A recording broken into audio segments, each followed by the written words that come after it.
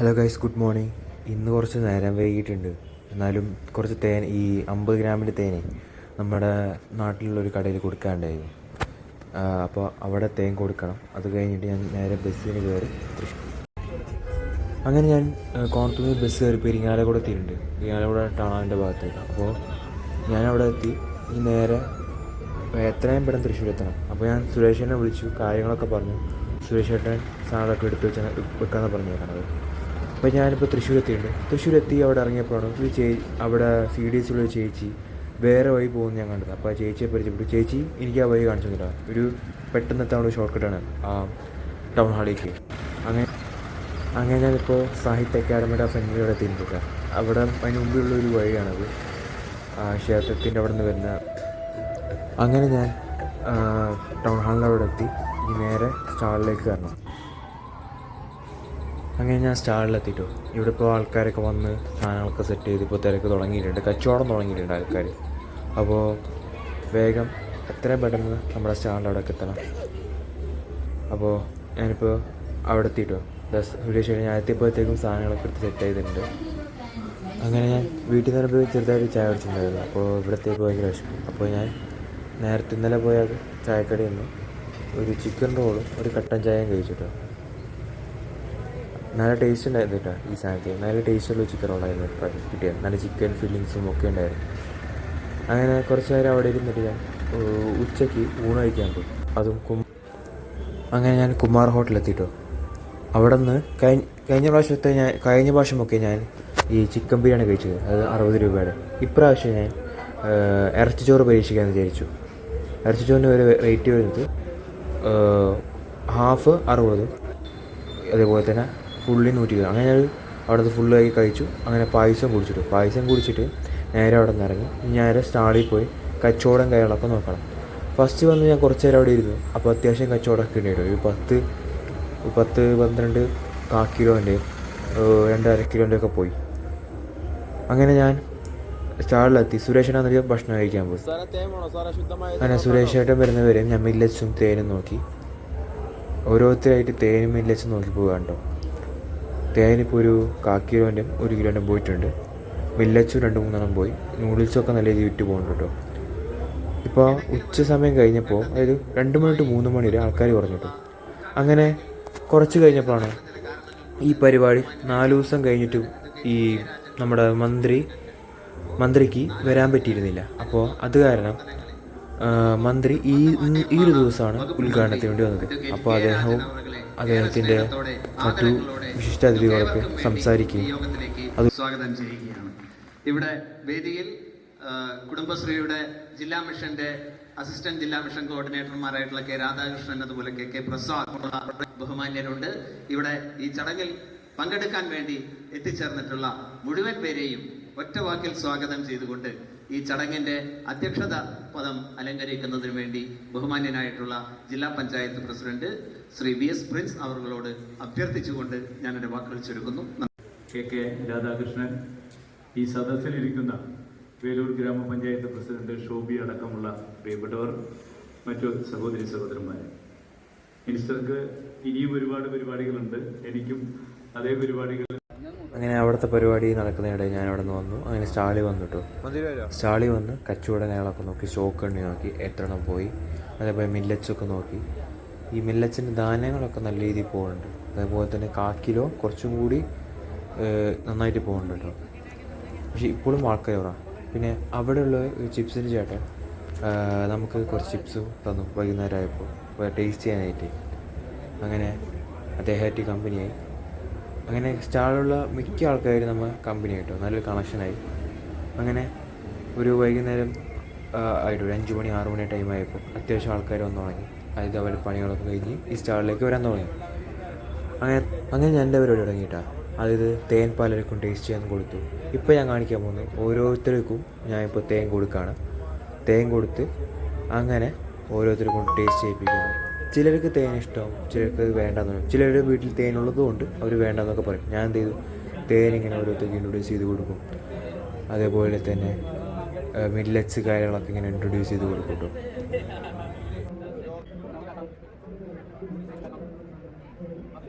അങ്ങനെ ഞാൻ കുറച്ച് നേരം ഒന്ന് വെയിറ്റ് ചെയ്തു. ഓരോരുത്തർ എങ്ങനെയാണ് കച്ചവടം നടത്തുന്നത് നോക്കിക്കൊണ്ടിരുന്നു. അതുപോലെ ഓരോരുത്തരും തേനിനെ കുറിച്ച് കുറേ കാര്യങ്ങൾ ചോദിച്ചു.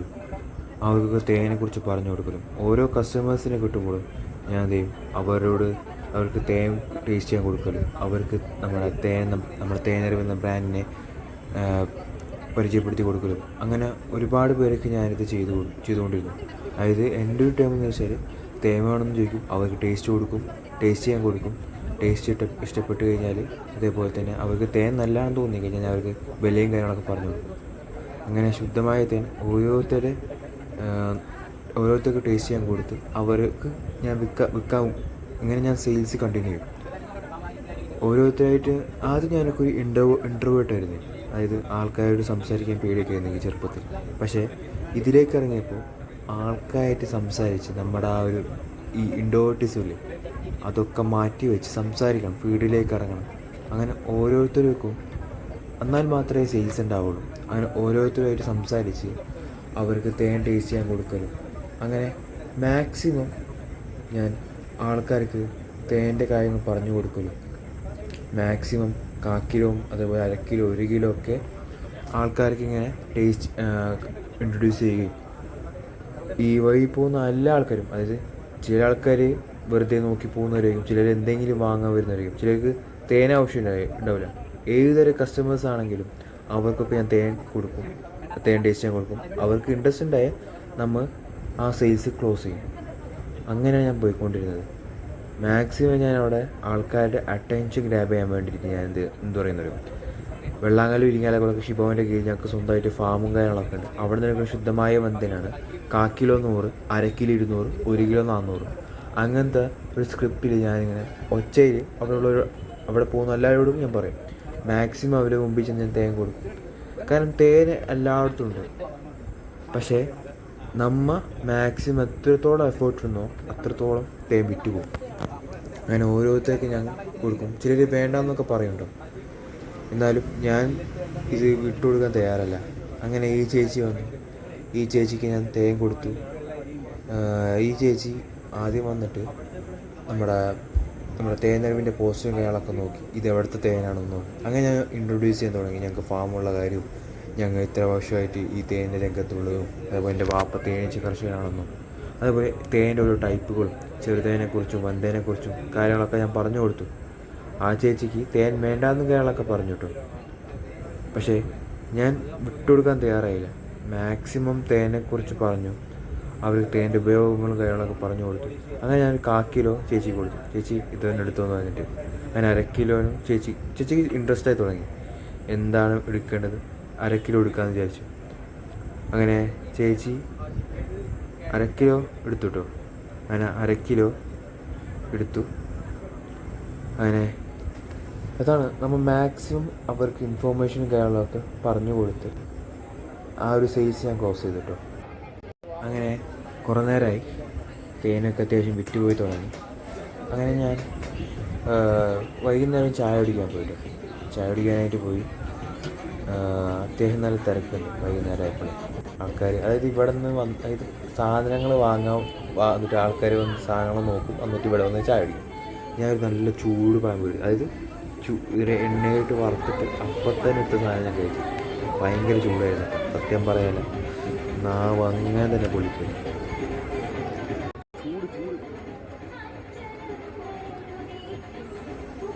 അങ്ങനെ ആ ചൂട് സഹിച്ച് ചായ അവിടെ നിന്ന് കുടിച്ചു. നേരെ ഞാൻ നമ്മളെ പുറത്തു നിന്ന് കുടിക്കാനുള്ള ആ കടയിൽ പോയി, മാപ്സ് ജ്യൂസിലേക്ക്.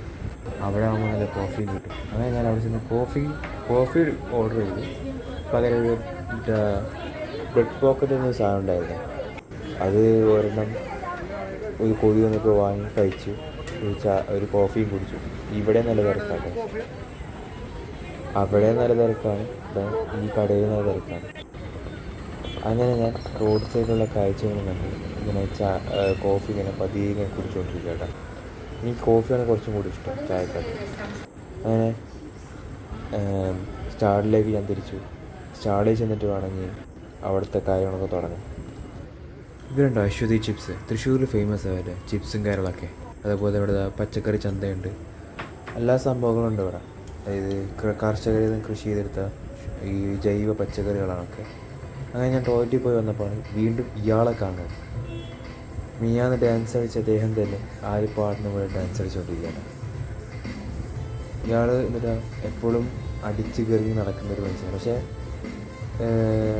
സ്വഭാവമുണ്ട്, അതായത് എന്താ പറയുക, വല്ലാണ്ട് ഇങ്ങനെ അടിച്ചിങ്ങനെ ഫുള്ള് പാമ്പ് പോലെ നടക്കുന്നൊരു മനുഷ്യനല്ല. പക്ഷേ ആളുടെ ജീവിതം ആൾ വൈബടിച്ച് ഒരാളെയും കെയർ ചെയ്യാണ്ടാണ് ആൾ ജീവിക്കുന്നത്. അത് ഭയങ്കര വൈബ്. അങ്ങനെ ഞാൻ അവിടെ എത്തി, സ്റ്റാളിലെത്തി സുരേഷിടാൻ ചായ കുടിക്കാൻ പോയി. ഞാൻ മില്ലറ്റ്സും അത് കഴിഞ്ഞപ്പോൾ രാത്രി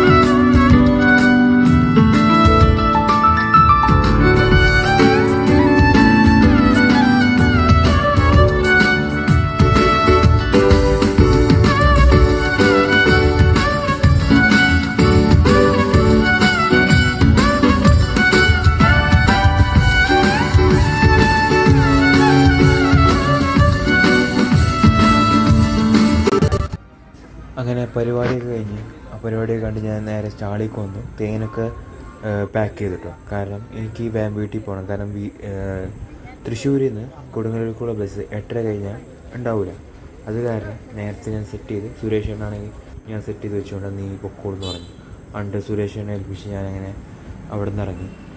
അങ്ങനെ ഞാൻ ലിഫ്റ്റും ഓട്ടോ ഒന്നും കിട്ടിയില്ല. നേരെ നടന്നു. ഇവിടെ നിന്നാണെങ്കിൽ ഷോർട്ട് കട്ട് ഉണ്ടല്ലോ, നേരെ വടക്കേ സ്റ്റാൻഡിൽ പോയി അവിടെ നിന്ന് ശക്തനിലേക്ക് ഞാൻ എത്തിയപ്പോഴത്തേക്കൊരു ബസ് കിട്ടി. അങ്ങനെ ആ ബസ്സിലേക്ക് ഞാൻ കയറി ഈ ശക്തനിലേക്ക് വേഗത്താൻ. അവിടെ നിന്ന് ബസ് പോയി കഴിഞ്ഞാൽ പിന്നെ വേറെ. അങ്ങനെ എൻ്റെ കഷ്ടകാലം എന്ന് പറയട്ടെ, അവിടെ എത്തിയപ്പോൾ കൊടുങ്ങല്ലൂർ ബസ്സില്ല. അത് പോയിട്ടോ. ഞാൻ എന്ത് ചെയ്യുമെന്ന് അറിയാണ്ടിരിക്കുമ്പോഴാണ് ഇരിങ്ങാലക്കുടയ്ക്ക് ഒരു ബസ്സുണ്ട്. അതായത് ഇരിങ്ങാലക്കുട എത്തിക്കഴിഞ്ഞപ്പോൾ ഞാൻ വാപ്പാനെ വിളിച്ച് കഴിഞ്ഞാൽ വാപ്പ എന്നെ വന്ന് പിക്ക് ചെയ്തോളൂ. അങ്ങനെ ഞാൻ ഇരിങ്ങാലക്കുട ബസ്സിൽ കയറി. അങ്ങനെ ഇരിങ്ങാലക്കുട ബസ്സിൽ കയറി കുറേ നേരം ഇങ്ങനെ ഇരുന്നു. അതായത് ഒരു 10-20 മിനിറ്റ് ബസ് അവിടെ സ്റ്റോപ്പ് ചെയ്തിട്ടു. അങ്ങനെ ബസ് എടുത്തിട്ടു. അങ്ങനെ പതിയെ പോയി. ഇപ്പോൾ തൃശ്ശൂർ കഴിഞ്ഞു, കുറുക്കഞ്ചേരിയും കഴിഞ്ഞു. അങ്ങനെ പോയിക്കൊണ്ടിരിക്കുകയാണ്. കുറേ സ്ഥലത്തേക്ക് റോഡ് പണി നടക്കുന്നതിന് ഇങ്ങനെ ഉൾവഴിക്കൂടെ. അങ്ങനെ ഞാൻ ഇരിങ്ങാലക്കുട എത്തിയിട്ടോ. ഇരിങ്ങാലക്കുട ടാണാവായപ്പോൾ അവിടെ ബസ്സിൽ നിന്ന് ഇറങ്ങി. ഇവിടെ നിന്ന് ടാണാവിൽ നിന്ന്, അതായത് കോഴിക്കോട് നിന്ന് വരുന്നൊരു KSRTC ഉണ്ട്. അതിൽ കയറി കഴിഞ്ഞാൽ അത് കൊടുങ്ങല്ലൂർക്ക് പോകണതാണ്. അപ്പോൾ അതിൽ കയറി കഴിഞ്ഞാൽ നമുക്ക് കോൺട്ട് ഇറങ്ങാൻ പറ്റും. അങ്ങനെ ഞാൻ അവിടുത്തെ ബേക്കറി ചേട്ടനൊരു കമ്പനി അവിടെ നിന്നൊരു സ്വീറ്റ് പപ്സ് വാങ്ങിച്ച് കഴിച്ചു. അങ്ങനെ ഞാൻ KSRTC കയറിയിട്ടോ. ആ ബസ് വന്ന് ഞാൻ KSRTC കയറി. അങ്ങനെ മനക്കല അങ്ങനെ ഗൈസ് ഞാൻ വീട്ടിലെത്തി. വല്ലാത്തൊരു യാത്രയായി. അങ്ങനെ വീട്ടിലെത്തി. നീ നേരെ വീട്ടിൽ പോകാൻ നിന്നപ്പോഴാണ് ഭയങ്കരമായിട്ട് തൊണ്ടവേദന ഉണ്ടായത്. അപ്പോൾ ഞാൻ വിചാരിച്ചു ചായ കുടിച്ചാലോന്ന്. അപ്പോൾ നേരെ പോയി വീടിൻ്റെ അടുത്തുള്ള കണ്ണൂർ കഫേയിൽ പോയിട്ട് ഒരു ചായ കുടി.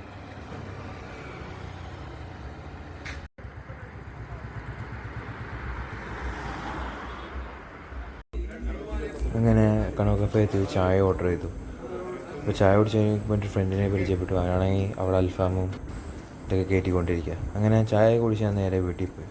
ഇന്നത്തെ കച്ചവടം എന്ന് പറയാൻ അത്യാവശ്യം നല്ല കച്ചവടം ഉണ്ടായിട്ടോ. ഒരു 5 വരെ, അതായത് 5000 വരെ നമുക്കൊരു കച്ചവടം ഉണ്ടായിട്ടുണ്ട്. 5000 രൂപയോളം കച്ചവടം നമുക്ക് ഇന്നുണ്ടായിട്ടുണ്ട്. അപ്പോൾ ഇന്ന് വേഗം ഞാൻ വീട്ടിലെത്തി ഫുഡൊക്കെ കഴിച്ചിട്ട് നേരെ കിടന്നുറങ്ങണം. അത് നാളെ രാവിലെ നേരത്തെ എനിക്ക് പോകണം. അപ്പോൾ ശരി, നാളെ